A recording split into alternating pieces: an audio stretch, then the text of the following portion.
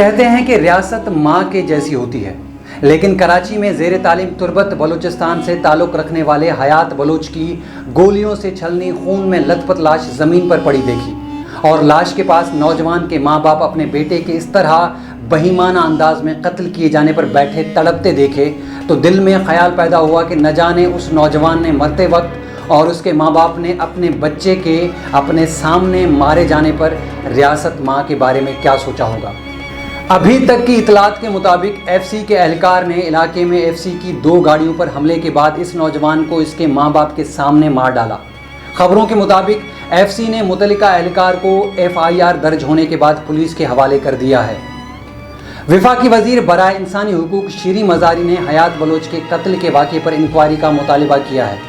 शीरी मज़ारी के बयान का शुक्रिया, लेकिन ऐसे वाक़यात तो पहले भी हुए, लेकिन रियासत माँ ने मरने वालों के साथ इंसाफ किया और न मारने वालों के साथ। इस वाक़े पर भी अभी तक सिर्फ एक ही वज़ीर ने आवाज़ उठाई है और इंसाफ का वादा किया है। कोई 1.5-2 साल पहले साहिवाल में 3 मासूम बच्चों के सामने उनके वालिदैन, बड़ी बहन और एक रिश्तेदार को दिन दिहाड़े मैन शाहराह पर सरकारी एहलकारों ने गोलियों की बौछार से बेरहमी से मार डाला और कहा गया कि सब दहशतगर्द थे।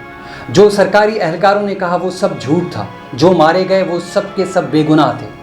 सोचता हूँ वो 3 छोटे बच्चे जिनके सामने उनके माँ बाप और बड़ी बहन को मार डाला गया, वो कभी रियासत माँ का भरोसा करेंगे? क्योंकि उस वक्त भी एक नहीं कई वज़ीरों बल्कि वज़ीर आज़म और वज़ीर आला ने भी वादा किया था कि ज़िम्मेदारों को कड़ी से कड़ी सज़ा दी जाएगी, उन्हें इबरत का निशान बनाया जाएगा।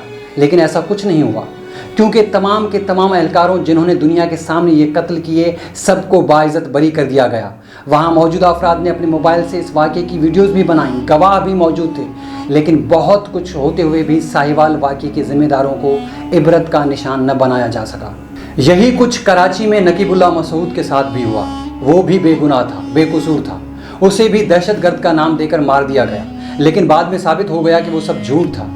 उस वाक़े में मुलविस पुलिस एसपी राव अनवार के साथ जिस लाडले अंदाज में तहकीकात हुई और जिस तरह उसके साथ इंसाफ का मजाक होते पूरे पाकिस्तान ने देखा, उस पर भी रियासत माँ के किरदार पर सवाल उठे। 2011 में कराची में ही रेंजर्स एहलकारों के हाथों एक नौजवान सरफराज का कत्ल हुआ, जिसकी वीडियो मीडिया पर वायरल हुई।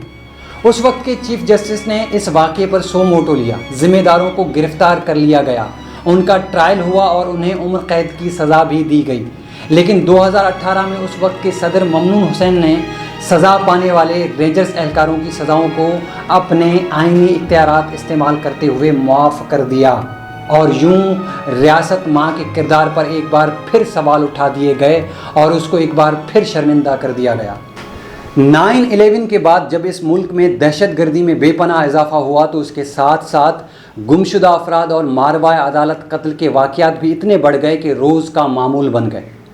मारे जाने वालों में कितने मासूम थे और कितने कसूरवार, इसकी किसी को कोई खबर नहीं। ये भी दुरुस्त है कि कई बड़े बड़े दहशतगर्द और मुजरिम अदालतों से छुट जाते हैं, जिसकी वजह से मारवाए अदालत कत्ल का रिवाज यहाँ बढ़ गया और उसे रियासत की पॉलिसी समझा गया। इन रिटन कानून को बदलना होगा, अदालती निज़ाम को ठीक करना होगा, पुलिस और दूसरी सिक्योरिटी एजेंसियों की तहकीकाती निज़ाम को भी बेहतर बनाना होगा, क्योंकि इस सिलसिले को अब बंद हो जाना चाहिए, वरना न जाने कितने बेकसूर दहशतगर्दी के झूठे इल्ज़ाम की बुनियाद पर मरते रहेंगे। जो सरकारी एहलकार बेकसूर अफराद को मारने के इल्ज़ाम में पकड़े जाएं, उन्हें सख्त से सख्त सज़ा दी जाए ताकि रियासत माँ की मोहब्बत सबको मिले और इस पर एतबार कायम रहे।